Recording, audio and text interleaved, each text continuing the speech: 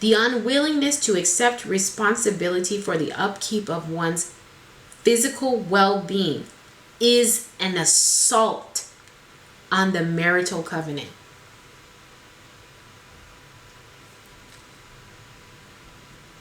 She's not lying. Once again, she's not lying. Hi everybody, this is Bindi Mark and I am back with another video doing part 4 of my review of a book called The Proper Care and Feeding of Husbands. Some disclaimers before I start the video. I am a Christian and I view the Bible as rule of law over my life. Also, the author of this book added a disclaimer that in situations of abuse, addiction, and adultery, the teachings of this book do not apply. I expect that this final portion of review for this book will be probably the longest one, and it is about sex. And I think that this portion of the book was such an eye-opening section for me that I feel like if you are a married woman, first off, I would recommend that you read the whole book.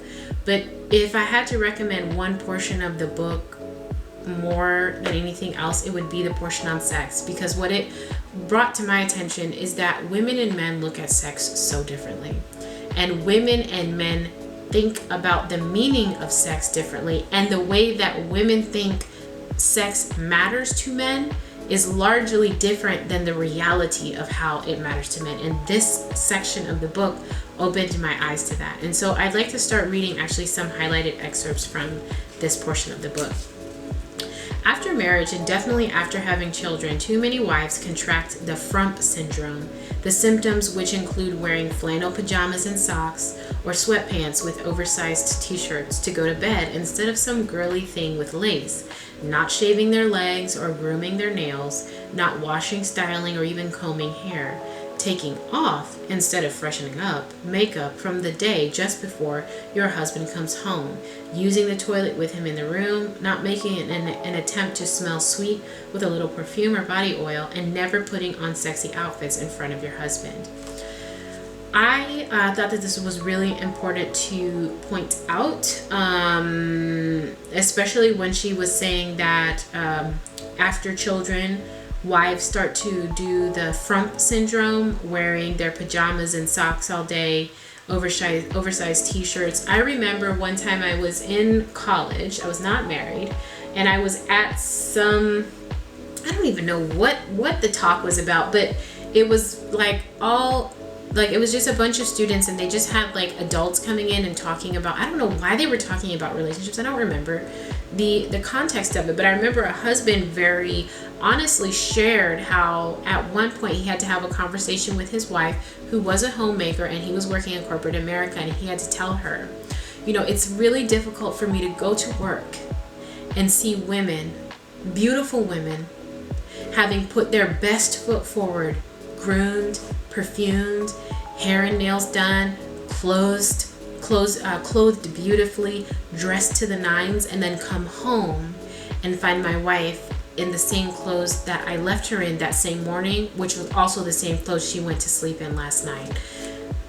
And he said that his wife responded well, but it made me think about how many times can a husband even be that honest with his wife? I would say more often than not, because we as women are so sensitive, especially from perceived rejection by our husbands, that we don't tend to respond well to criticism. And what that does is it freezes a man and makes him feel as though he can't share things he needs to share.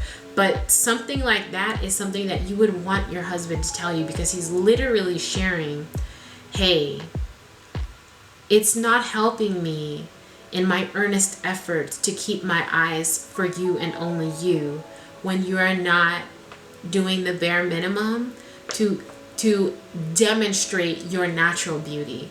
I think that I was listening to a vlog just the other day of another homemaker. She's a young, beautiful woman. It's just her and her husband, but she's pregnant and she's expecting her first child. And she was talking about how she was buying some pajamas that she expected would be comfortable for her post delivery, and she was like, yeah, you know, I could just like wear these pajamas during the day. And in my mind I was like, no, girl, please don't do that. Don't do that. Don't do it. don't do it. And I'm like, it's so easy. Literally, the author said, after having children, wives contract the Frump syndrome, wearing flannel pajamas and socks all day. And I'm like, girl, you are doing it. And I understand why, because like from a physiological standpoint, if you've just delivered a child, especially if you had a C-section, you're going to want to wear clothes that are very loose fitting and comfortable, as to not put any pressure on your incision, not to aggravate any wounds and all that. But the thing is like, there are other ways that you can protect, you know, healing parts of your body and still be dressed appropriately. That does not include wearing sleepwear all day. And as she was saying, like, yeah, I'm just getting my pajamas ready, I'm like, girl, don't do it. It does not serve your husband, and therefore it does not serve us when we don't get dressed. I understand, one, for just my own personal well-being, I need to be dressed because that's what makes me feel best. But also, it's really not fair to my husband to have him seeing his wife, the only woman that he may legitimately have, not presenting as the beautiful daughter that she is, the beautiful daughter of the father that she is. I am, in my mind, and I don't even think it's just in my mind, I think it's literal, I am literally the gift that the Lord has given to my husband. I am his gift. The Lord, when he presented me to my husband, he said, look, here's one of my daughters. She's special. You can have her. You can take care of her now. And I'm like, how does that serve me to not get dressed, to not do basic grooming things? How does that reflect my father well? And how does that serve my husband? And then therefore, how does that serve me? It doesn't. So I would say, and I think I kind of dealt with this when, after I delivered my second child, I didn't stay in pajamas all day, but I was staying in maternity clothes too long. And eventually my husband literally said to me, Joyce, don't buy any more maternity clothes. No more maternity clothes. We're getting you out of that. You need to start wearing your regular clothes now. And I was like, okay. So that was kind of like his way of letting me know, like, it was the equivalent to the pajamas, but I just had to get out of that. So don't do that to yourself. She goes on to say, what attracts men to women is their femininity.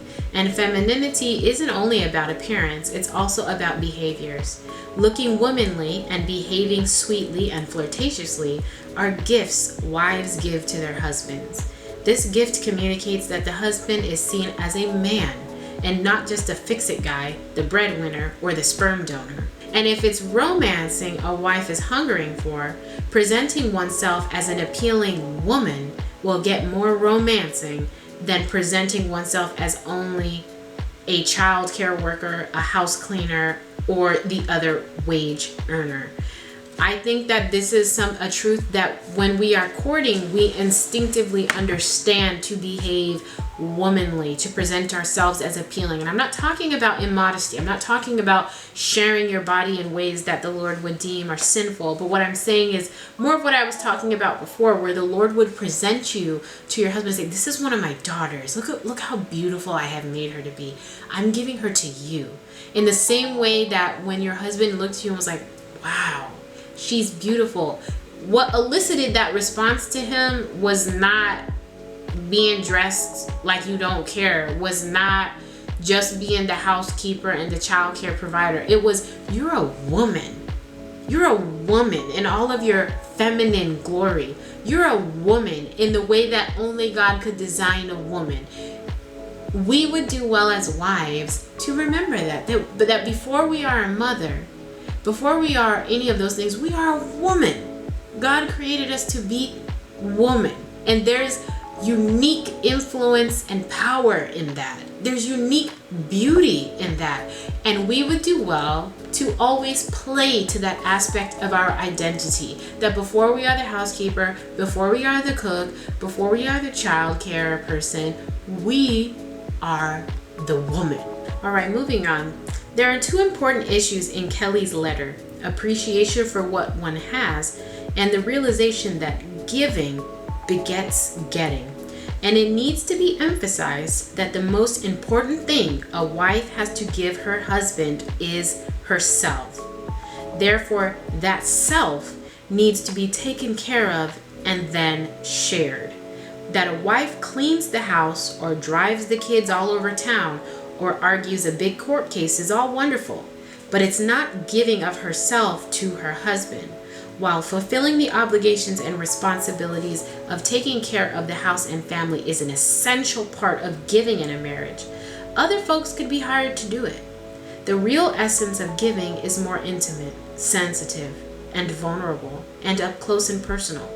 Since fidelity is an essential part of trust and commitment, no one can or should be hired to take care of any of the tender, loving, sensual, sexual aspects of marriage. I think the most important thing that she said here is that, and it needs to be emphasized, that the most important thing a wife has to give to her husband is herself. Therefore, that self needs to be taken care of and then shared. I think that so I want to be sensitive. I want to extend love and sensitivity and tenderness to my sisters, my married sisters who, like myself, have had children, have just gone through experienced bodily changes. And there is something to be said about the changes that a woman experiences due to pregnancy that can and cannot be controlled for. I'm not talking about like if you look, we're adult women, okay? So if you have children and your breasts change, that's not something that you can control. If you have children and you had to have a C-section, so you have a scar in your abdomen, that's not something you can control. But what you can control is how much food you're putting in your mouth and how much exercising you're doing. And those two factors will largely determine whether your body is taken care of and maintained or not. I am not charging women to look like they did 20 years prior. I am not charging women to compete with the women next to them. What I am charging us as wives to do is to be the best that we can be right here and right now. Don't try to look how you looked when you were 20 before you had any children. Don't try to look like the woman sitting next to you at wherever place, because that's not you. But what you are responsible for and what you should be doing and what we should be doing, what I should be doing, is I should be making the best effort that I possibly can to be the best that I can be today. And sometimes what that means and what it really means is being mindful of how much you're eating. Be mindful of how much you're exercising, because I think that our relationship with food and exercise is not something that we can hide, because eventually your habits as they relate to food and your habits as they relate to exercise start showing up on your body. So you can say with your mouth, I'm eating healthy and I'm exercising, all you want. But if your body is still much larger than it really should be, then that reality betrays what your mouth is saying. It's like, I think in the Bible it says there are people who profess Jesus with their mouths but deny him with their lives. It's like you can say with your mouth you're doing XYZ all you want, but your body is going to ultimately tell whether that is true or not. And I think that when it comes to being a wife, again, considering that this was something that we volunteered for of our own volition, we chose to be wives, we chose to make ourselves sexually responsible for a man. The most important thing a wife can give to her husband is herself, and it is her responsibility. It is our responsibility. It is my responsibility to make sure that this self is appetizing and pleasing to my husband's eyes as much as it depends on me. If your hair is turning gray, you don't control that. If you're starting to get wrinkles on your face, you don't control that. But what you do control is how much you're eating and if you're exercising or not. So do those things, and then let everything else fall into place. That is such an important thing. It is such an important thing. And then I think it was also important that she mentioned, if you run out of time, you can't cook, you can always get takeout. You run out of time, you can't clean you out, you can always hire a cleaner. But you can't outsource the sex. Next thing she says, but let's first go back to the differences in defining romancing in the minds of men when it pertains to their actions or their wives. When men think of being romantic, they think of what women like: sweet words, flowers, perfume, dinners out, and gifts. When men think of women being romantic toward them, they think less of what she can go out and buy or specifically do. They think more of how she presents herself to him as a woman. and how she reinforces his ego by treating him as desirable and competent. It's how she makes him feel like a real man and her hero. I want to go back to the line where she said, when men think of women being romantic toward them, they think less of what she can go out and buy or do. They think more of how she presents herself to him as a woman. I thought that, this made me think about how I was at a women's retreat a long time ago, and our lead pastor at the time said, wives, and this pastor is particularly blunt, so I know when he said it, it rubbed some people the wrong way, but he said, wives, if you let yourself get fatter and fatter and fatter and fatter, your husband's going to ask himself, do you even love me? And when he said it, I was like, I can't believe that he just said that. But reading this book, I understand why he said it. Because a man literally feels loved based on the way the woman presents herself to the man. So a woman who does not take care of her body, the man interprets that lack of care for herself as a lack of care for him. Like, dang, you didn't love me enough to take care of yourself. It's kind of like when we as women are like, it's our anniversary and then the husband doesn't remember. It's like, dang, you must not really love me. Like, you didn't even remember that we got married on this day. Like, to him, it's like, it's just a card. It's just chocolates. It's just flowers. It's not that big of a deal. But to the woman, it's like, but if you loved me, you would remember. Like, don't I matter to you enough for you to remember that? I think in the same way, men feel that way about women as it relates to them taking care of their body or not. Like, the man is like, you are my woman. I think, what did Adam say when he saw Eve? He was like astonished. He was like, finally, bone of my bone, flesh of my flesh. He was astonished by her presentation of herself to him. And in a similar way, I think that when a woman lets herself go, it's like in the same way that a woman's like, dang, you couldn't remember our anniversary. He's like, dang, you couldn't take care of yourself to present yourself to me in your magnificent glory. Do I not matter to you anymore? So this was eye-opening to me. I'm going to read that line again. When a man thinks about a woman being romantic, they think more of how she presents herself to him as a woman and how she reinforces his ego by treating him as desirable. This made me understand why it's so important for men and women, husband and wives alike, to not let themselves go, but particularly because of the way that men are wired and designed and engineered, it is to the incredible detriment of both the wife, the husband, and the marriage when the wife no longer feels the need to exert energy and effort in the maintenance of the beauty of her body. It's devastating. It has devastating effects. And I think a loving husband will bear with his wife even when she lets herself go, but he's in agony while doing it. It's devastating. It's devastating. And this book really helped me to understand why it's important for us to not do that.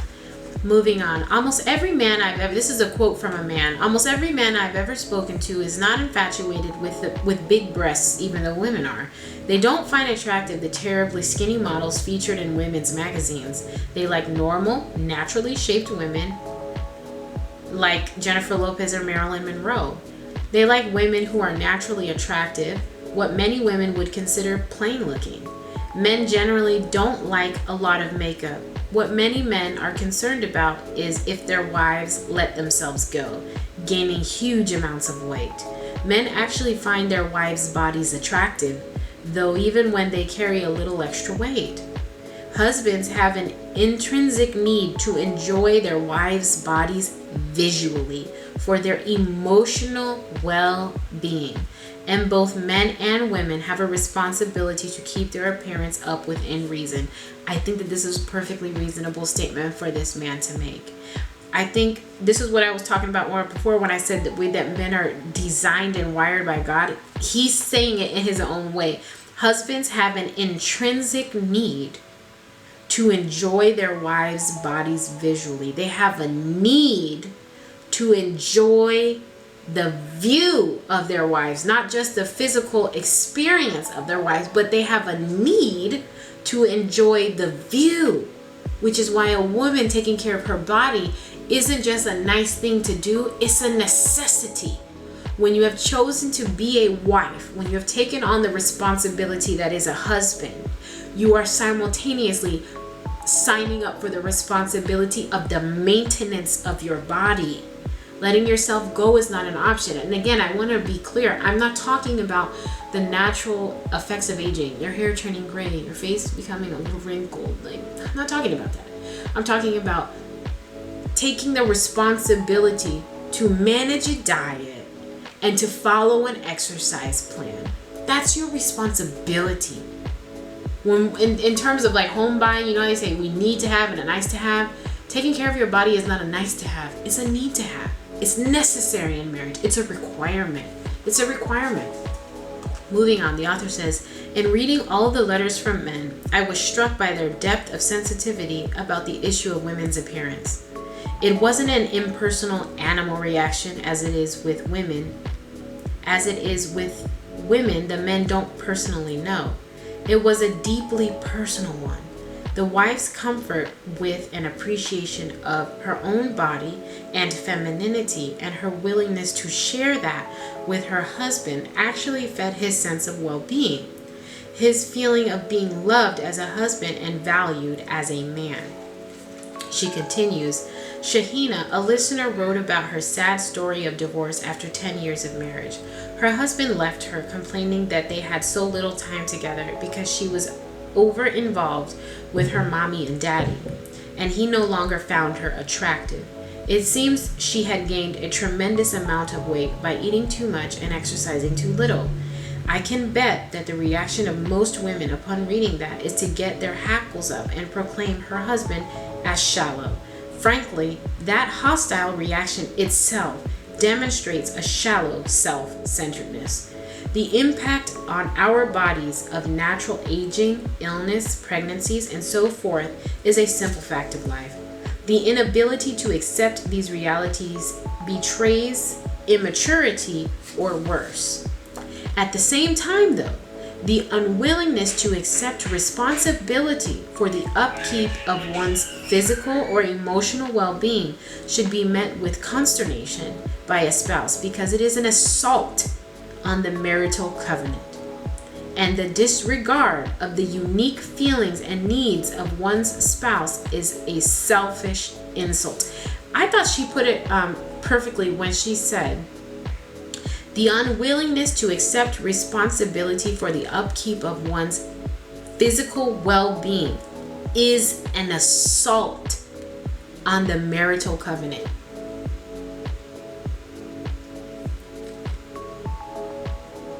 She's not lying. Once again, she's not lying. I heard a man describe it this way. He said, it's my job to keep myself out of the streets. It's my wife's job to help me. Ultimately, the onus of fidelity and faithfulness falls squarely on the shoulders of each respective spouse. However, the opposite spouse can make that task harder or easier. And so because we're women, and I'm talking from the perspective of wives, I'm going to frame that in the context of a wife. My husband's faithfulness and fidelity within our marriage is his job. That's his problem. But how I behave as a wife can make the task of him being faithful to me easier, or I can make it harder. Which one behooves me? Does it behoove me to make it harder for my husband to remain faithful to me? No, of course not. Of course not. So when she says that the unwillingness to accept responsibility for the upkeep of one's physical well-being is an assault on the marital covenant, it literally just means you are making the high calling of sexual purity and fidelity within marriage harder on your husband when you refuse to take care of yourself. When you adopt mentalities that are like, well, if he really loved me, he would accept me 30 and 50 and 100 pounds overweight. That's in her words, selfish and self-centered. Yes, it is. And I think it's a lie that a lot of women are spoon-fed to make them feel okay about not taking care of themselves while still expecting their husbands to keep their eyes squarely on this wife. We know that she's actually beautiful. She has potential to be beautiful because she was, but for one reason or another, she's kind of let that go, and that's unfair. That's unfair. That's unfair to a husband, isn't it? I think that that's okay to say that that's unfair. And I want to reiterate again, I'm not talking about if you're 60 years old, your aim is not to look like you're 20. If I'm thinking about me, if I'm 30 something years old, my aim is not to look like I did before I had children. My aim is to be the very best I can be today. Today. And if I'm doing my part, then I'm doing my part. And if I'm not doing my part, I'm not. And that's me assaulting my own marriage's chances for success. And that's not fair. That's not fair. A man goes on to say, I don't understand why women don't understand that sex is a man's number one need from his wife. It's not just the act and sensation of pleasure, but it's the acceptance by a woman of her man. There's a communion that happens during intercourse that will bond a man to his woman, and he in turn will then begin to give of himself emotionally to her. When that need isn't met, the man begins to look at his wife as just a roommate who doesn't pay her share of the rent, but continues to harp on him about leaving the toilet seat up.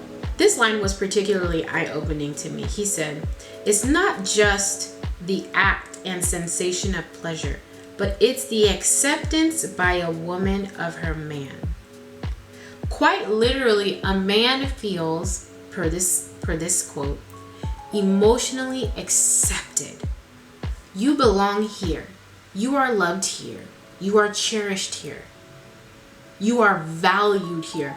Apparently, all of that gets communicated by a woman being sexually receptive to her husband.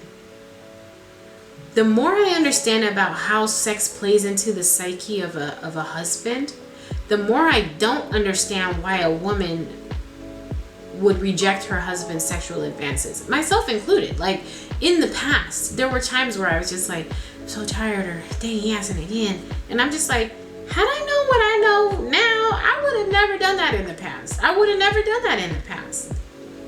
He said, there's a communion that happens during intercourse that will bond a man to his woman. Sex literally reinforces the marriage and the covenant again and again and again, thereby increasing your chances for success to be able to stand the test of time. Denying sex to your husband literally undermines you as the wife. It undermines everything that you would hold dear. It doesn't make sense when we understand how sex plays out in the mind of a man. It doesn't make sense to deny him. Matter of fact, I would say when you understand the way that sex plays a role in marriage, and particularly for the husband, the wife would be the one to initiate it. The wife would be the one to say, let's make sure that this is on our calendar. Let's make sure that this is a priority.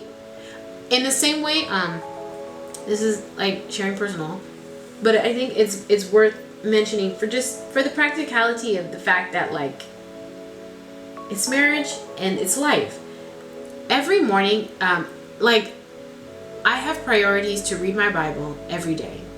I have priorities to lift weights 3 days a week. I make it a priority to be intimate with my husband. In the same way that I make sure that all of those things happen because they're very important to me, my husband and my time together as husband and wife is on my priority list. I don't leave it to him anymore. I used to think I was doing really well as long as when he tapped me on the shoulder, I responded to him warmly. But now I'm understanding I would actually be better served to be the initiator, to be the aggressor, because of how my giving of myself to my husband reinforces the sanctity of our marriage. So now I don't just wait for him to tap me on the shoulder. I go to him. I'm eager to satisfy him. And I think that the Bible would teach something similar to that. You know, like it's an important part of the marriage. And I think it behooves women to get out of this mindset of like, dang, he's asking for sex again. No, abandon that. And actually be like, wow, I have another opportunity to reinforce my bond, to reinforce my husband's bond to myself by giving of myself to him. That should encourage the woman to be the one tapping the man, the husband, on the shoulder. I wonder how many women have the guts to ask their husbands that question and respect the answer. In addition to the obvious physical pleasure involved, men desire sex in order to feel emotionally closer to their wives. So perhaps more wives should say, all my husband wants is to feel close to me, instead of all my husband wants is sex from me. That would make it much harder to dismiss the husband and his unique male sexuality. Sex is the way men communicate their emotions to and about their wives. Without necessarily divulging too much information about my own time with my husband as it relates to sexuality, I would say that my husband would affirm the statement, sex is the way men communicate their emotions to and about their wives. I have had this affirmed for me in my own life, in my own marriage. And so that's partly how I know that this is true, because my husband has communicated that on his own to me previously. And then I'm reading this book and it's like exactly the same thing that he said. So this would be something that I think that wives, we should take note of, that while our emotions are expressed largely through like words and conversation, sometimes through tears, men will oftentimes like express their emotional bonded connection to and with their wife through sex. It's not just he needs physical release. It's like, no, that's how he feels loved and embraced. And that is how he loves and embraces you lovingly, is through sex. And so that's something to bear in mind, because I think it kind of helps like cut down this thing of like, oh, he's asking for sex again. Yeah, he loves you. And he wants to feel loved by you. And so he's asking for sex. And that's a beautiful thing. That's a good thing. The author goes on to include, this is a quote from a man, when I am feeling the most rejected, I ask myself, why am I here? And who cares for me? To me, I am still doing my job of protecting and providing, but I get nothing in return. When months pass without sex or affection, the message that I get is that I am undesirable and have no value. If I were appreciated, I would be loved. Caring and nurturing is what I need to feel healthy and happy. And I think the caring and nurturing, what he's saying is sex and affection from his wife. The author goes on to say, I get so many letters like Mike's, and it tears up my heart to read about the depth of hurt men feel from their wives sexually rejecting them. This isn't physical frustration, it's real emotional hurt. This also was another like eye-opening section for me, because I think that because of the messaging that we've got about men being just like sexual predators and all they want is sex, and they'll like use you for sex and toss you aside, and they don't care about you as a person, they just want sex. When we're talking about in the context of marriage, sex is for men, and maybe women too, but for men sex is kind of like, it sits in the middle of emotional and sexual well-being. It's not, sex isn't just about sex, it's also about emotion. And it's not just about emotion, it is about like sexual and physical release. It's both. But for men, it really sits at the middle. So like when a man is being rejected, it says here, months go by. Why would you do that? But months go by without having sex.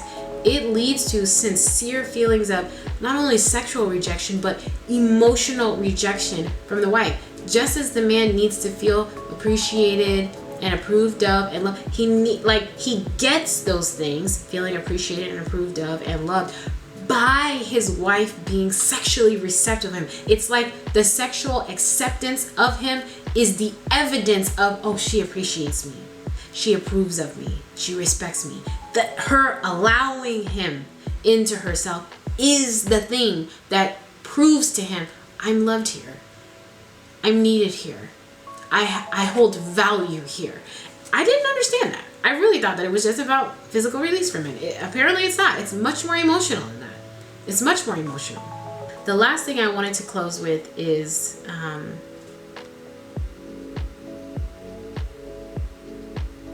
a fragment of a quote. I won't read the whole quote, but a man says, I'm going to read the whole quote, okay? What's worse than rejection is a begrudged spreading of the legs so we can get it over with and go to sleep. How is a man supposed to feel like he is pleasuring his wife with an attitude like that? The most pleasure a man can get from sex is to know he is pleasing his wife. And so I think that this feeds into what we discussed in the last video, where a man, one of the things he needs from his wife is to know that he has sexually satisfied her. And I think that there may be temptation to start faking pleasure in sex, but I don't think that that's going to be helpful. I would say that because we as wives know that part of the way that a man feels approved of is to know that he's sexually satisfying his wife. If we know that he needs that, then we need to equip him with the information and knowledge he needs to be able to achieve that. We're not going to be out here faking orgasms, okay?